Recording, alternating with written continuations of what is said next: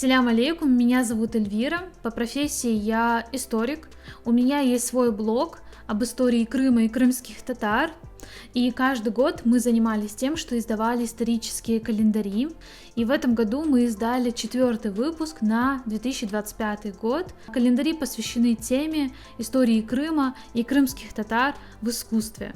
В календаре использованы гравюры, литографии, картины разных художников.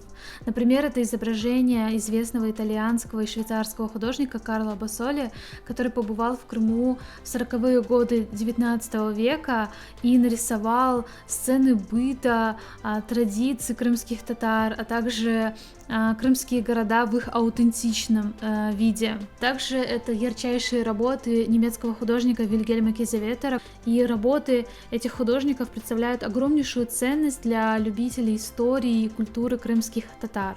Помимо ярких и красивых изображений, в календаре размещены интереснейшие факты. Такие календари будут интересны не только любителям истории Крыма и крымских татар, но и в принципе такие календари должны быть в доме каждого крымского татарина.